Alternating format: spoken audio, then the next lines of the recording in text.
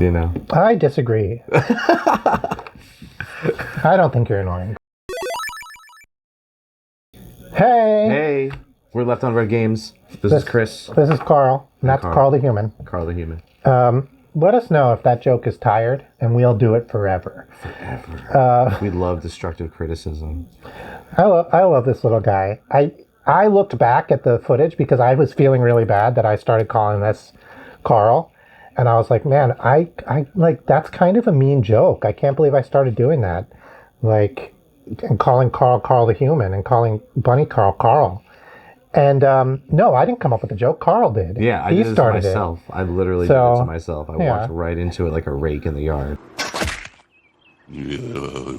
So I feel much less bad about it, and you shouldn't feel bad about it either. I'd like to know where the other bookend is, though. It's like it's like a quest. That's another episode for another day. Yeah, this Carl has a little friend, go find a bunny Kris, twin. I guess, probably. Yeah. Anyway. That's actually really... so this is our weekly update, where we are now. So I think last weekly update, I'm not 100% sure. We watched the first 2 minutes of it. But I think we had done basically nothing. We had done a lot of programming. We wanted to do a lot of programming, and we had done basically none of it. Carl had some lessons he was programming, and then I had some of the actual game I was going to sit down and program. I had an art show. I did not sell anything. Art show went really well. Anyway, met a couple of great artists, got some opportunities, and my wife did sell a piece in the show, so that's really great. She's going to take us out to lunch in a second. I actually don't know if that's true. She took us out for lunch after she sold the piece. Yeah, I think we're on our own now. Yeah, I think we're on our own now. So today, we've gotten a lot done over the last week. Since the art show and since the last video, we have gotten a semblance of a game. I think if you put a score on here and made a game over screen, you would have a like really cheap mobile game. Free, you'd have a free mobile game. So we have the ship moves, it fires bullets. There are enemies. The enemies do hurt the player and count down the player's health. The player can die, although it doesn't do anything. It's just a hook in the script, and it says like the player died. The player can move around. It moves in all the directions in an even speed. We did parallax scrolling for the background. We moved the camera forward. We created obstacles like a landscape that the player can interact with and be pushed by and go over. If the player can't leave the screen, that was actually something that was a little bit hard to do. But the player can't leave the screen, so you can like try to go, and the screen will continue to push you forward as it moves.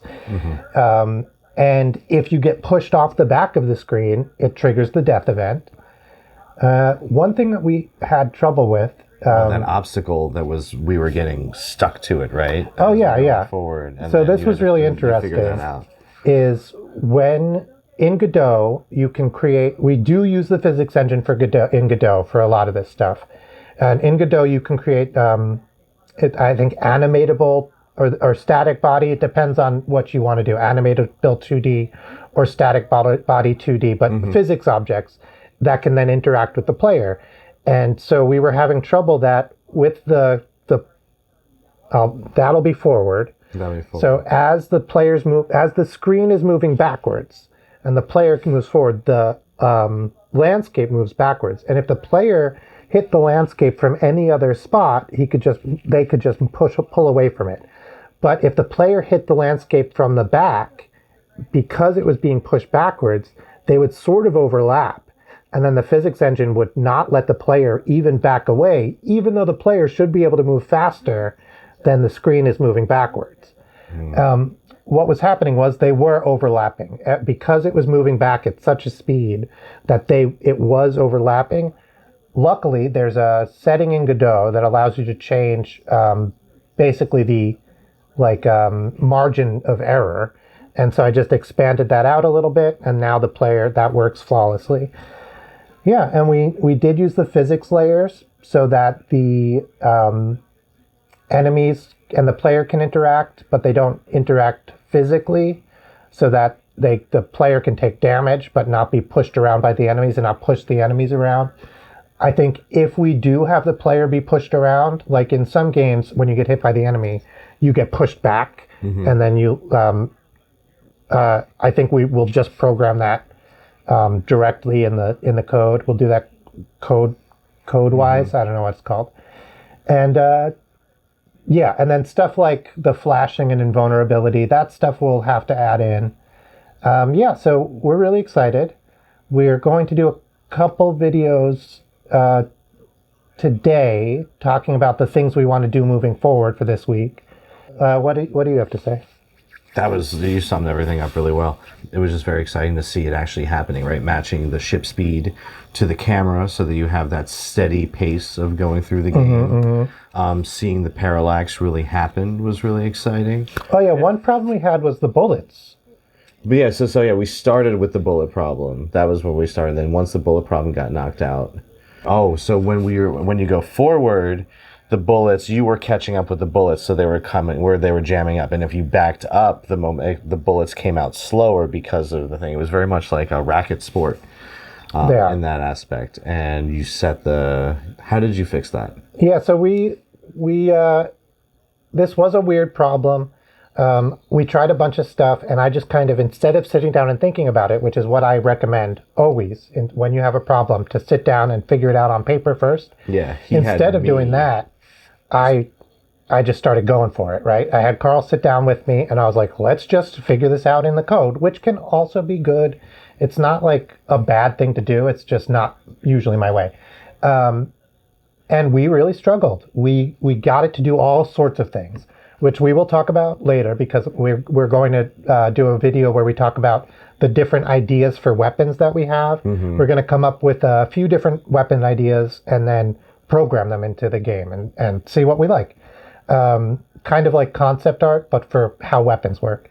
But yeah, so then we were really struggling. I was trying to just add the speed of the player to the bullets, so that way, unlike light, which always moves at the speed of light, I want it to be like throwing a ball out of a train or something. That doesn't really work either, because then it would... Anyway, it would fall back. Yeah, because... centripetal force or something like that. So we had a very common problem where we were trying to multiply something by something, and there was a variable that was named the same thing inside of a function and as a global variable. This is a mistake I made. I totally overlooked it. And so when we thought we were multiplying by the player's speed, we were actually multiplying by a different speed within a function that was supposed to fix. We were multiplying by the bullet's speed. And dumb mistake. Once we fixed it, the bullets worked seamlessly, and they feel just like a regular shoot 'em up game, where when you move forward, the bullets shoot at a slightly faster speed, and when you're moving backwards, the bullets shoot at a slightly slower speed, but it all works out so that the bullets feel normal. It feel like an arcade game, shoot 'em up. And now playing with that and adjusting that is going to be really fun, and changing it and making different weapons is going to be really great. What are we doing this week? Well, this week is definitely more bullets. I mean, this is planning and... Right. Yeah, this is a planning and video week. Yep. So we focus on, unfortunately, not unfortunately. So we do want to share our process and put it onto YouTube. Yeah. What is it like? A lot of time goes into editing. Keeping track of our progress and editing it and putting it out. And then the other part of the time is we're programming. I program a few days a week. I program about a day a week, no matter what. And then on video weeks, I program one day and we work on videos 2 days. On programming weeks, which is every other week, I program 3 days and we just film the videos and we edit them later. So thanks for coming with us on this crazy journey. Thanks for joining. Yeah.